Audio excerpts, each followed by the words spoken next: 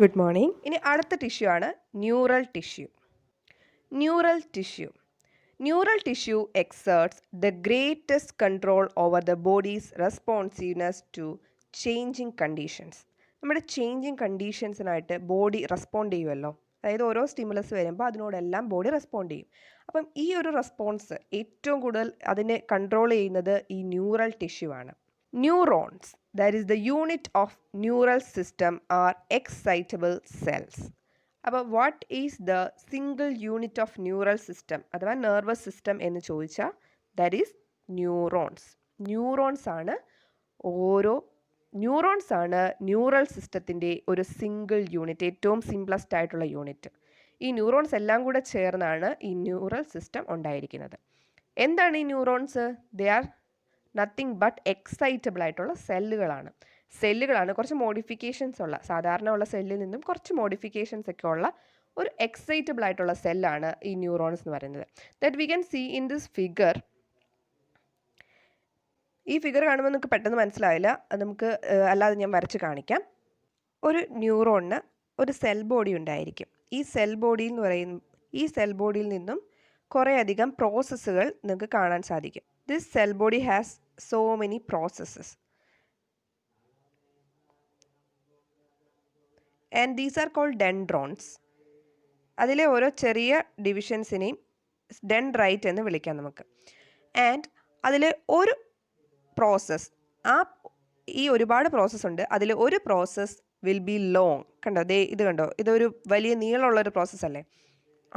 And that is called axon. ഇതായിരിക്കും axon എന്ന് പറയുന്നത്.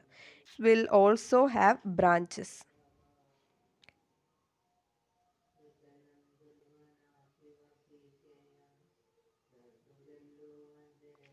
There are limitations in drawing on a screen.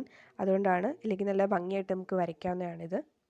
So ഇതിനൊരു nucleus ഉണ്ടായിരിക്കുന്നതാണ് ഈ സെൽ ബോഡിക്ക്. ഇതാണ് സെൽ ബോഡി. ഈ സെൽ ബോഡിയിൽ ഒരു ന്യൂക്ലിയസ് ഉണ്ടാവും. ഇതാണ് cell body. And also cells granules ഉള്ള കാര്യം നിങ്ങൾക്കറിയാം. സാധാരണ ഒരു സെല്ലിൽ കാണുന്ന എല്ലാ കാര്യങ്ങളും ഇതിലുണ്ട്. പിന്നെ അതിൻ്റെ ഏറ്റവും ലോങ് പ്രോസസ്സാണ് ആക്സോൺ. അത് വന്ന് എൻഡ് ചെയ്യുന്നത് ആക്സണൈറ്റ്സിലാണ്. അവിടെ സിനാപ്റ്റിക് നോബുകളുണ്ട് അല്ലേ. ആക്സോൺസിൻ്റെ എല്ലാം അറ്റത്തായിട്ട് നമുക്ക് സിനാപ്റ്റിക് നോബുകൾ കാണാൻ സാധിക്കും. അതുപോലെ ആക്സോണിനെ കവർ ചെയ്തിട്ട് മൈലിൻ ഷീത്ത് പ്രൊഡ്യൂസ് ചെയ്യാനായിട്ട് ഷ്വാൻ സെൽസുകളും ഉണ്ട്. Schwann cells with nucleus. ഇങ്ങനെ ഷ്വാൻ സെല്ലുകൾ ആക്സോണിന് ചുറ്റിയിരിക്കുന്നതായിട്ട് നമുക്ക് കാണാൻ പറ്റും. ഇതിൻ്റെ ന്യൂക്ലിയസ് ആണ് ഞാനിപ്പോൾ വരയ്ക്കുന്നത്. So that's the structure of A neuron. ഇത് ഡെൻഡ്രൈറ്റ്സ് ആണ്. ഇവിടെ ഓർക്കേണ്ടത്, നമ്മുടെ ഈ സെൽ ബോഡിയിലേക്ക് ഇമ്പൾസ് കൊണ്ടുവരുന്നതാണ് ഡെൻഡ്രോൺസ്. ഈ ഡെൻഡ്രോൺസ് വഴിയാണ് സെൽ ബോഡിയിലേക്ക് ഇമ്പൾസ് എത്തുന്നത്. അതിനുശേഷം ഈ സെൽ ബോഡിയിലൂടെ ആക്സോണിൽ കൂടെ ഈ ഇമ്പൾസ് കടന്നു പോകും. അങ്ങനെ അത് അടുത്ത ആക്സോണിലൂടെ കടന്ന ആക്സോണിൻ്റെ ഈ ഒരു ടെർമിനലിലേക്ക് എത്തും. ഈ ടെർമിനൽസ് എന്ത് ചെയ്യും? തൊട്ടടുത്തുള്ള ന്യൂറോണിൻ്റെ സെൽ ബോഡിയുടെ ഡെൻഡ്രൈറ്റ്സുമായിട്ടായിരിക്കും കണക്ട് ചെയ്ത് കിടക്കുന്നത്.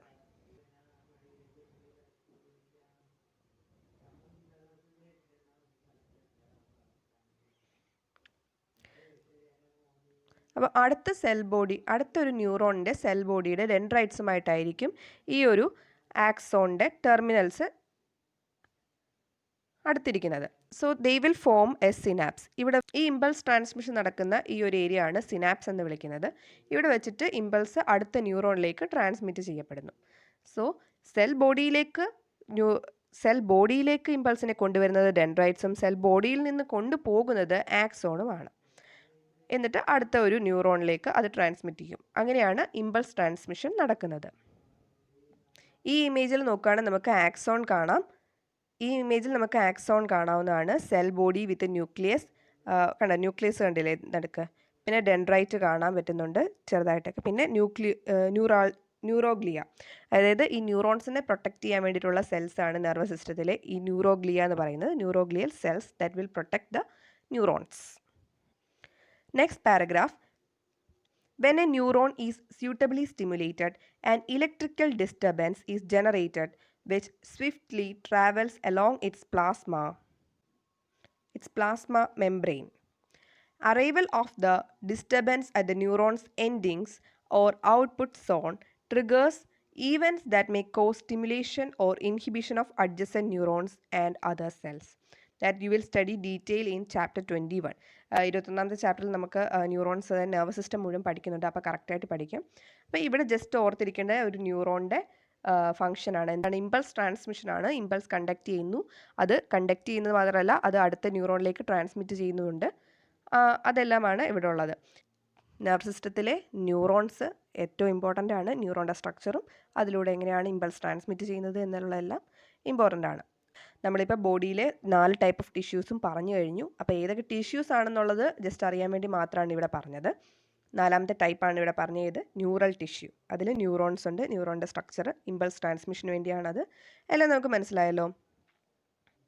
So I think it is clear for you. That is the 4 type of tissue. That is, first one epithelial tissue, second connective tissue, third is muscle tissue, and fourth one is the neural tissue. So structural organisation in animals എന്നൊരു ചാപ്റ്ററാണ് നമ്മളിപ്പോൾ പഠിച്ചുകൊണ്ടിരിക്കുന്നത്. ഇതിൽ ആദ്യത്തെ ഒരു നല്ലൊരു ഭാഗമാണ് complete ചെയ്തത്, ടൈപ്പ് ഓഫ് ടിഷ്യൂസ്.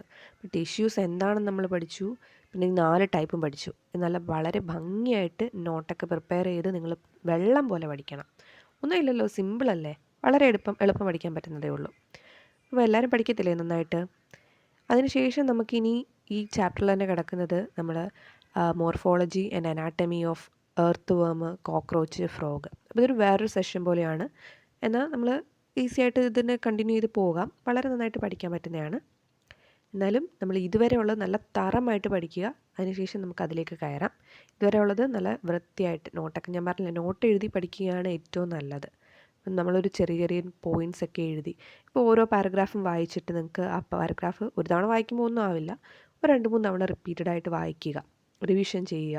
എന്നിട്ട് ചെറുതായിട്ട് പിന്നീട് വായിക്കുമ്പോൾ നിങ്ങൾ ആ ഒരു പാരഗ്രാഫിൽ നിന്നൊക്കെ ഒരു 3 വേർഡ്സ് മാത്രം എടുക്കുക. അല്ലെങ്കിൽ അത്രയും ചെറുതാക്കി നിങ്ങൾക്ക് പോയിൻറ്റ്സ് മാത്രമാക്കി എഴുതി വെക്കുക, ചെറിയ കീ നോട്ട്സ്. അതിനുശേഷം പിന്നെ നിങ്ങളത് നോക്കുമ്പം, അല്ലെങ്കിൽ കീ നോട്ട്സിൻ്റെ കാര്യം മാത്രം നിങ്ങൾക്ക് ചിലപ്പോൾ എക്സാമിൻ്റെ സമയത്ത് ഓർമ്മ വരത്തുള്ളായിരിക്കും. ആ കീ നോട്ട്സിലെ ആ ഒരു പോയിൻ്റ്, അല്ലെങ്കിൽ ആ ചിലപ്പോൾ ഒരു വേർഡായിരിക്കാം, അത് മാത്രമേ എക്സാമിന് ഓർമ്മ വരത്തുള്ളായിരിക്കാം. എന്നാൽ അതിൽ നിന്ന് നിങ്ങൾക്കത് റീപ്രൊഡ്യൂസ് ചെയ്യാൻ പറ്റും. അതുകൊണ്ട് നല്ലതായിട്ട് പിന്നെ വീണ്ടും റിവൈസ് ചെയ്യുക, അതാണ് ഏറ്റവും ഇമ്പോർട്ടൻറ്റ്. സോ അടുത്ത വീഡിയോയിൽ നമുക്കിനി അടുത്തൊരു ഭാഗം പഠിക്കാം. അത് നല്ല ഫ്രഷ് ആയിട്ട് നമുക്ക് സ്റ്റാർട്ട് ചെയ്യാം. അപ്പോൾ ഇതുവരെ ഉള്ളതെല്ലാം നല്ല വൃത്തിയായിട്ട് പഠിച്ചിട്ട് വരണേ. ശരി.